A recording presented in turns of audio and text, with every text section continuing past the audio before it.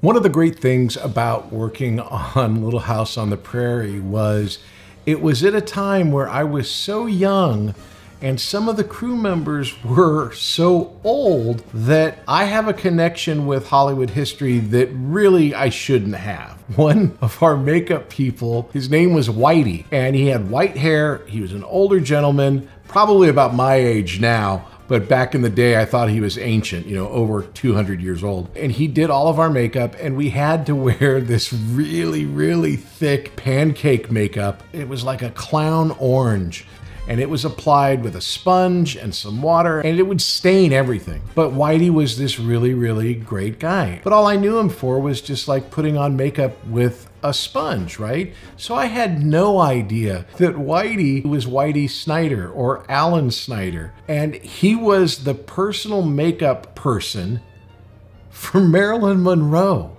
Whitey Snyder, the guy that was dousing me with pancake makeup with a sponge, who I thought was 250 years old, was Marilyn Monroe's personal makeup person. Now, a sad little coda to this story, he was also the person who had to make Marilyn up for her funeral. And apparently it was very, very devastating for him, as I can imagine. But yeah, so Whitey Snyder, the guy who pancake makeup me, also worked on Marilyn Monroe's face. Now, another guy, he was our production designer, which is the person who designs all of the sets. The Little House set is iconic. The silhouette of the Little House was literally our logo on every script that we got. And so the guy that designed all of these different buildings and the production and what it looked like was a guy named Walter M. Jeffries. And when they started shooting Star Trek, the motion picture at the Paramount lot, Mr. Jeffries came over and he says, "Hey, do you want to go see the Star Trek set?" And we said, "Sure." Now, I thought, because again, I'm just a kid and we've established I'm not that bright. I thought that he had a friend in the production design office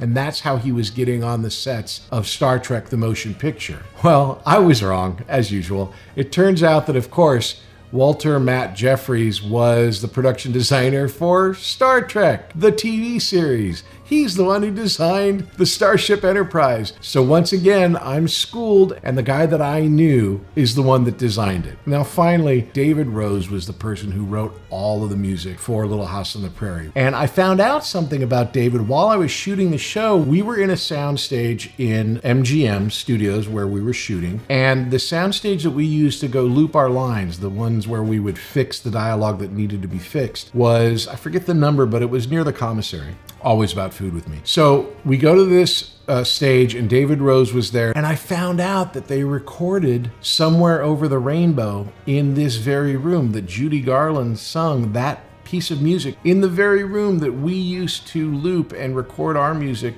for Little House on the Prairie. Now, how did David know this? Well, because he's a professional, but also because I found out he had been married to Judy Garland. But then I found out that David Rose wrote the music for this stripper. You da da da da da da da was David Rose. So the man who makes you cry on Little House is also the man that you think of when you hear crazy stripper music. So yeah, there are secret pasts that all of these crew members have, and these are just 3 of the crew members that I had the really, really cool opportunity to work with.